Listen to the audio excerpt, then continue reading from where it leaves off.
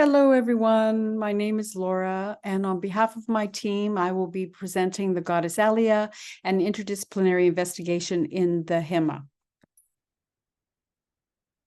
The structure for today's presentation is pretty simple. I'm going to give you a little bit of background information. We'll then move on to the methodology that was used and the investigation itself and some of our findings. And then the big question, who was she? Okay, the team. Unfortunately, my two teammates weren't able to join me today. So one of them is my husband, Bill, and he serves as our videographer and our principal photographer, and Mohammed. And we really tried desperately to coordinate something with Mohammed, but he was in Paris, France, and now he's back in Saudi Arabia. So it was decided that I would just go ahead and represent the team. Okay, the research site that we've been working at, sorry, this keeps popping up. I'm obviously not hitting it correctly, is in the southwestern corner of Saudi Arabia in an area known as Najran.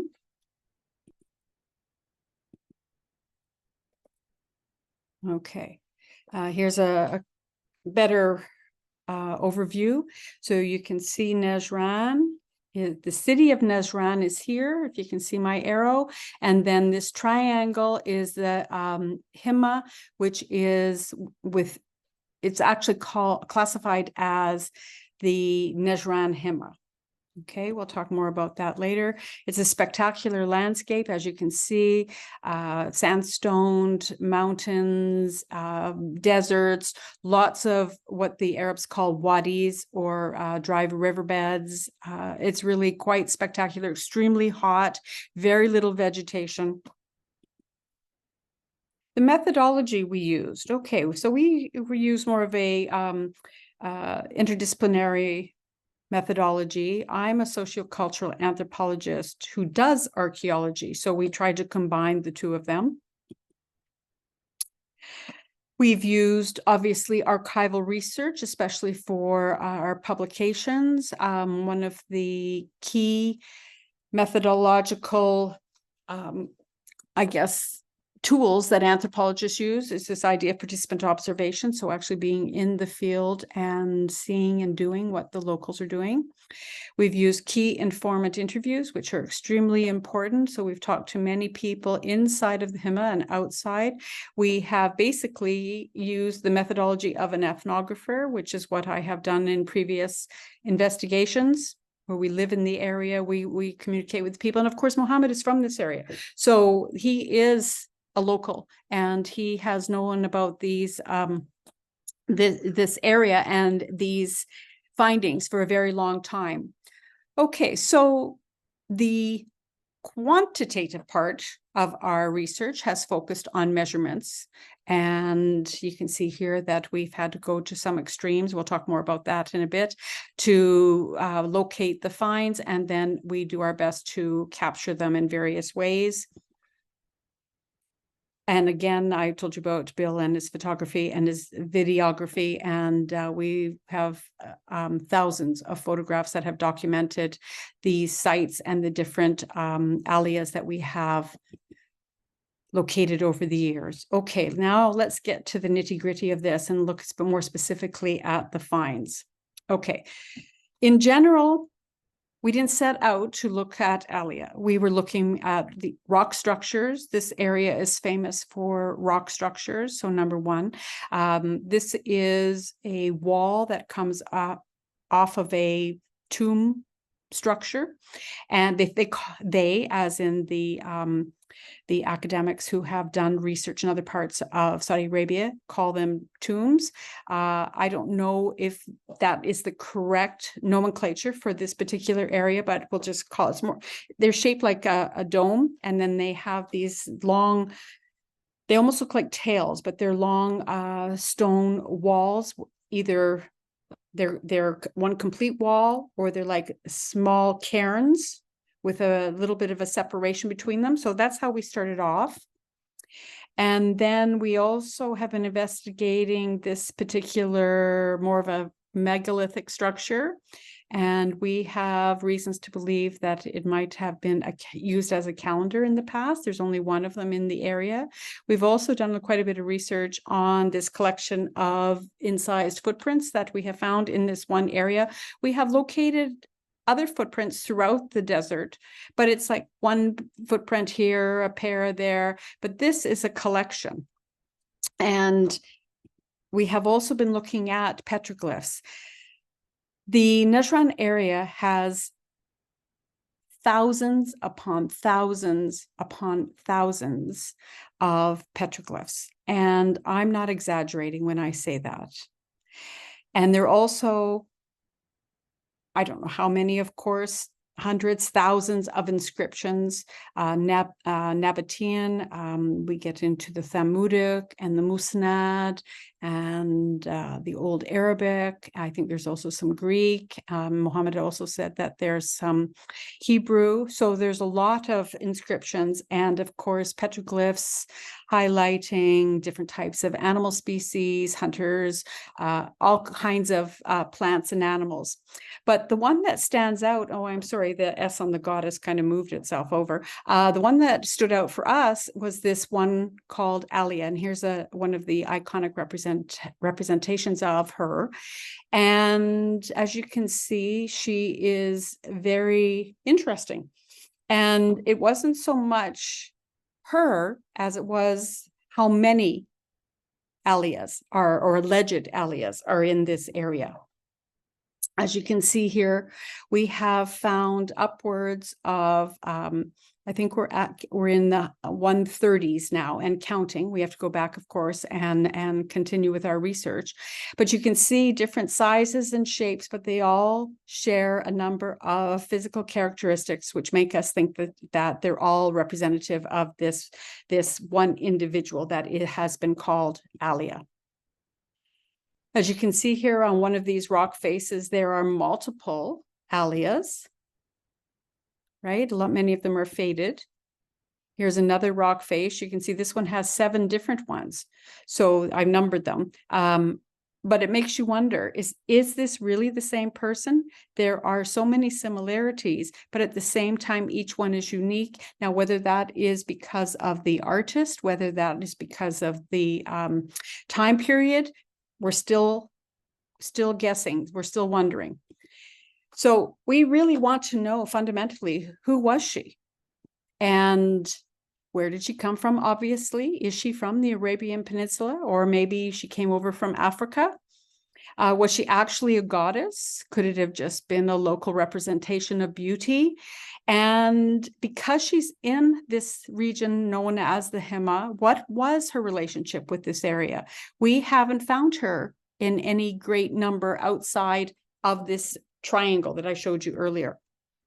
And again, why, if she is only from this area, then why this area? What is it about, or what was it about this area that was so important to her and to the people who knew her or believed in her or, worshipped her? Okay. So that brings us down to how we started to bring all of this information together. Okay. So first of all, key to this research was obviously locating Alias. At the very beginning, we would just be driving through the desert and we would look around, we'd see the odd one. But after a while, we recognized how important she was and that we had to start to document these finds, which meant that we had to focus more specifically on GPS coordinates, et cetera. I'll talk about that in just a moment. So starting in 2018, that was the first time the 3 of us met. And up until the present, we were there last summer, as a matter of fact, almost a year ago. So we'll have to go back again after this summer holiday and pick up where we left off, because we have only really scratched the surface in terms of how many Alias are out there, or what we believe is out there. As you can see here, every little red dot, or sorry, blue dot represents a finding, and there isn't one particular type of environment or location. Like she's not always by a spring. She's not always near what would have been maybe a riverbed or something like that. So it's very unique. So we have to start plotting them.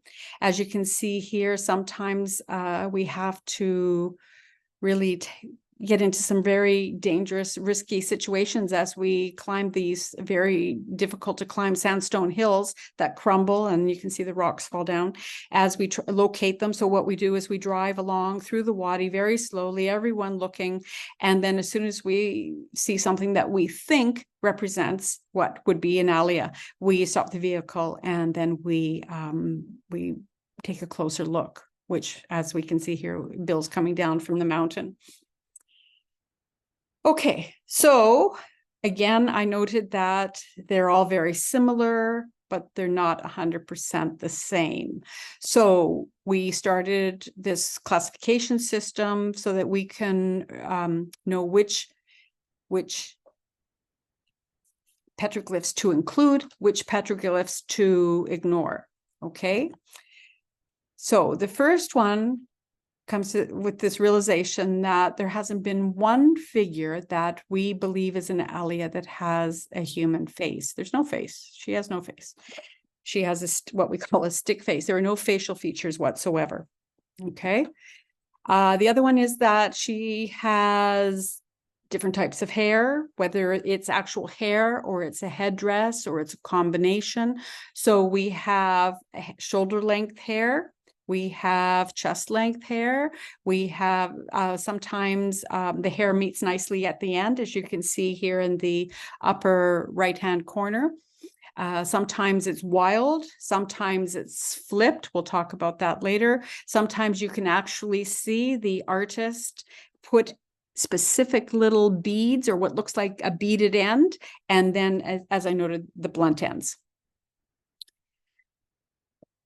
Almost always, I would say 99% of the time, the Alias that we have located have raised arms, and they're almost always at the same angle, and the fingers are always open like that.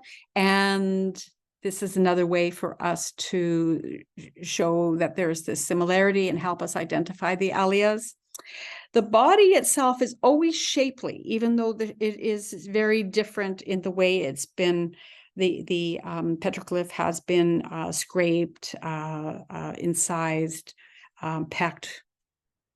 So there's always a very definite waistline.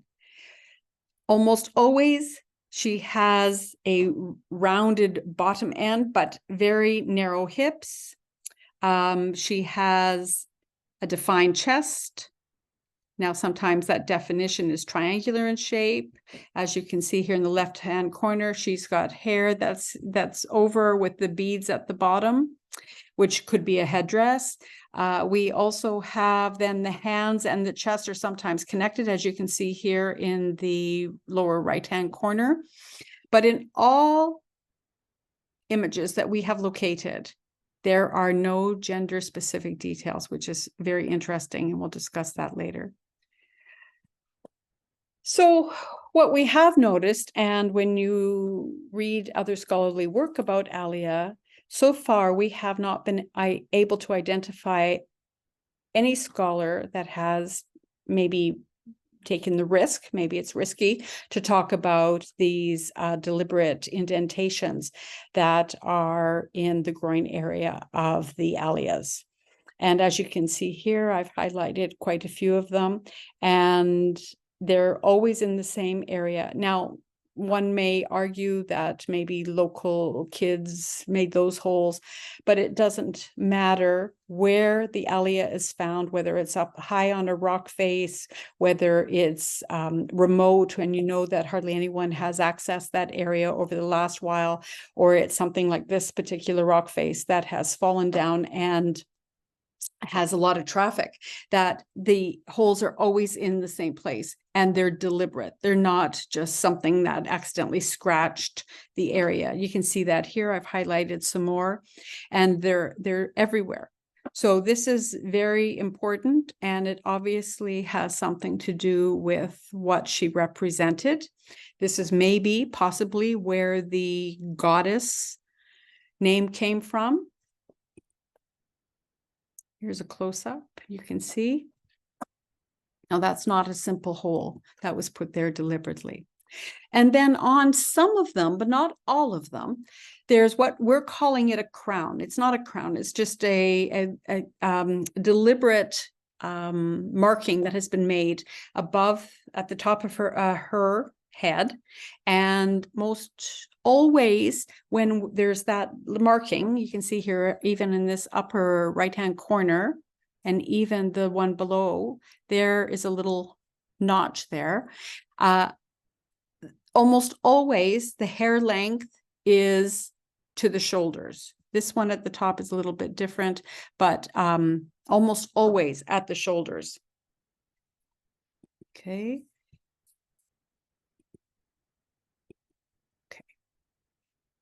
And of course, the method of production is always documented, whether it was from pecking, scraping, the use of some tool, abrasion. And then, of course, desert varnish is something that we really need to take into account as well. Sometimes when you see an Alia, she looks brand new. And other times you can tell that it's quite faded. It has a darker varnish and obviously has been there for quite some time. Here you can see that these two Alias, two different sizes, but again, sharing the same characteristics, have been drawn and sized on top of an ostrich, an old ostrich. So of course that helps in terms of dating. Okay, so then after this idea of having to create this classification system, we started recording all of the data, and that meant that we had to move into the GPS. We were looking at the direction that the petroglyph was facing, the direction of her feet. Of course, as I noted, we included the descriptions. We included the local context in terms of whether there was indication of water, whether she was drawn high or low, any anomalies, and of course, everything was photographed and videos were taken, sorry. Here's just another close-up. You can see, as a matter of fact, this one's interesting because you can see here that there's a secondary hole around her chest. Now, that we believe was due to somebody with like a Bedouin, probably in the area, and a gunshot. But you can see that the hole below and the one on the Alia next to her, there's a hole here as well. And you can see that those were deliberate. Okay, so then we started mapping everything, and we have a Google map where we have, well, when I put this together, we had 125, we're now over 130. And along with the Alias themselves, we also document wells, we document any other outstanding petroglyphs or inscriptions or other things that we have noticed to help us create an overall mapping of the area, so we can hopefully, when we're finished, we can see some patterns and hopefully they will emerge. And then, of course, it's just the documentation in terms of a database and making sure that everything has been recorded professionally. So this is just an example of what we started. Okay, so here we get to the nitty-gritty of all this. And the reason why we're doing this is to establish why there are so many Alias in this area. So who was she? Again, many questions. Was she in fact a deity? Was she a high priestess maybe? How about a queen? I've asked many of my students, I've shown them pictures, I've asked many of them what they think, and many of them have said queen. Was she even a woman? I know that might sound like a strange question, but when you look at the data, and we'll talk about that in a moment, there's reason to question that. Okay, so in the literature, as I noted, she is called the goddess Alia. Okay, so I'm assuming that this relates to goddess of fertility. It's been mentioned a couple times by a couple of the scholars, but we are thinking that this is far too simplistic. Okay, so first of all, the reason that she's called Alia, from what we can ascertain, is that when you talk to the local Bedouin families who live in that area, they call her Alia. Now, whether that is through folklore, whether that is because she was actually the goddess of that area, there are all kinds of reasons for it. But again, we think it's too simplistic. And just like what's happening elsewhere in archaeology, where there's, for example, they're starting to look at the idea of goddesses as being very simplistic, we're applying that to Alia as well, because as you can see, she may not even be a she. Okay, so as I noted, there are no gender specific characteristics. She has a shapely figure, yes, she has that indentation, but other than that, what makes her female? If you look at old pictures of Bedouin, males, females all had this long hair. And there's also this idea that there's very ambiguous sexual character, as it's noted here with the virgin figurine. So maybe this was the case also with this image. Maybe she isn't meant to be a she. She's very androgynous in that regard. Okay. Another question we have is that many of the Alias that we have found near water, there are two springs in particular, the largest and the ones that have been, well, I can't say professionally, but I mean that have been done with expert care. I'll call it expert care because it just seems to be more professional, are the ones that have the crown. So this is where the idea that maybe she was a priestess, because we know that these unwalled, open-aired areas were actually recognized as temples. So maybe this is where female rituals and birthing and protection came from, this idea that this was a safe place and that the women could go there and could have their own religion. Maybe there was a cult. There were a lot of pre-Islamic cults in this area. I'll talk more on that in a bit. But here's an example of one of the very large panels near the spring. And you can see the ones with the blue arrows. They're the ones that have the crown, and they are more refined. The Alias are slimmer. They have the hair that comes to the shoulders. They are actually quite beautiful. There's quite a few other ones here. You can see with the red, they have longer hair. They have, they're a little bit more wild. It's more like graffiti than it is an actual, see, I don't want to put too many value-laden words into this, but it just seems that the ones with the crown and the shoulder length hair are there specifically because of the water. Now, over here, where you can see I'm circling, there is one hole, and this is another reason for us to believe that the holes were actually made, purposefully made for some specific reason, is this one is decorated with smaller holes around it. Okay, so we'll talk about that in a bit as well. A little bit about the pre-Islamic Hima. As it says here, this was almost like a protected area of sorts. It says it was a reserve, sometimes a seasonal pasture set aside to allow its regeneration. But it was protected because it was owned by tribes. It was recognized as belonging to certain tribes. And as it says here, it was not to be built upon or used as a trade commodity. So when we think about that and you keep in mind why Alia was in this area, again, it could be because of that protection. Okay, and then there's this duo, this obvious pairing of what seems to be a sun with an Alia. And this made us think about maybe origin myths, maybe Mother Earth, maybe she came from the sun. There are also, as I noted, many cults in the area. And there was a famous religious cult in Nejran. It was the Nejran date palm cult. Now, we've come across a couple of representations where there is an Alia, and she has her hair with what we thought were beads on the end, but then right beside her in these various images, you'll find a date palm tree. And the date palm, they also have the date palms incised, and it looks just like her hair. And the structure, that like the stick face, there are quite a few reasons for us to think that maybe there is an association there.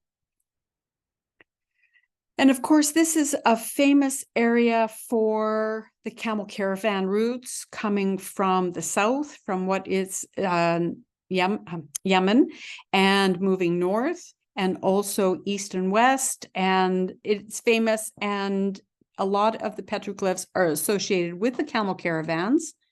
And as you can see here in the lower right-hand corner, there's another Alia, and she's with the camels that have packs on their backs. So maybe this Alia is connected to the camel caravan routes and the groups that we're traveling through. Maybe she's from Africa. Okay. We have a couple of scholarly suggestions, as you can see here. One is that Alia was a cheerleader, encouraging warriors in fighting scenes. There's also some dating that has taken place. And in this particular instance, there's reason to believe that it was, or she was around the time of Christ, 2,000 years ago. And Robin has actually stated that these female figures were directly associated with Himaic writings. Now, I'm not a specialist in inscriptions, and neither is Muhammad, even though Muhammad knows more than I do. But there's reason to believe that what Robin is saying is true. And this is the reason why. So when we were talking to our local informants, Bedouin men, basically, because although we wanted to talk to the Bedouin women, they didn't want to talk to us. So we had discussions with a number of Bedouin families, and they told us that Alia is actually the figure that is represented here on the left-hand side. This is what we call the flipped hair. And this Alia with the flipped hair, we've been told that this is the real Alia, and that the Alias that I've shown you earlier, and the one like right here in the upper right and lower right, that they're not the real Alias. Okay, but when you look at images of the people who lived in the Aksum area and the Himyarites, there's a lot of similarity there. So again, we're left with a big question. And when you think about the time period, so we're looking here at the 2nd and 3rd centuries of the Common Area, that Arabia Felix experienced Aksumite political and military involvement, and they were closely associated with the Bedouin tribes. You can see here, Nejran is in the lime green in the north, and that the Aksumites occupied these areas. So there's reason to believe that there is this influence from Ethiopia, what is today Ethiopia, and Eritrea, and the area in general. Okay. And here are some, they're older images, but you can see the similarities. These are some images I found online, hairstyles and the swords of the warriors, you can see very similar to this image on the right-hand side. So there's reason to believe this. The other thing that came out of this discussion with the Bedouin is that the flipped-haired Alia, actually, they said she was Alia for sure, Alia, but that she was actually a famous Bedouin warrior chief's girlfriend. So Abu Zaid had a girlfriend, and his girlfriend was Alia, and she was beautiful, and he would do anything to protect her. So for us, this is the red herring. And as it says here, the Bani Halal tribe, the time frame's off though, because it would have been the 10th and the 11th century. And the other Aliyas, as I mentioned, are, according to their desert varnish, are 2000. And another scholar, Khan, has even said up to 2,500 years ago. Okay. This is the only petroglyph that was found with an inscription that says Ali, not Alia, Ali. Now, this is where I wish Muhammad was here, because Muhammad is more specialized with this than I am. But he's told me that to have Ali, which we automatically think of as a male name, that's not the way things are written in Arabic. Sometimes the vowel is left off. And again, this makes us now think that this really was Alia. And again, the Bedouin story is maybe she was Alia, but maybe it was a different person, or maybe Alia meant something to all civilizations over those 2,000, 3,000 years. Okay, and again, just note here the very deliberate hole that is in the rock in that area. So in fact, everything can be correct, right? We're starting to think that maybe Alia started off as belonging to a particular civilization, and she was either brought over or she was iconic to the area. And then over time, because of her beauty, because of the weight that she held within that civilization, that it was passed on to the next generation, and that her name just continues to this day to be an important part of the Arab society. I have students whose names are Alia, and when they don't know about the Alia goddess, but they've told me that their names mean beautiful and also high, as in the clouds, high ranking. So again, this very long trajectory of Alias, and work still needs to be done, and we will carry on. But I'd like to thank you so very much for listening to me today, and thanks to my research partners, Bill and Mohammed. And of course, thank you to the ARWA lecture series, and thank you to you at being a great audience. All the best, and goodbye from British Columbia, Canada. Bye now.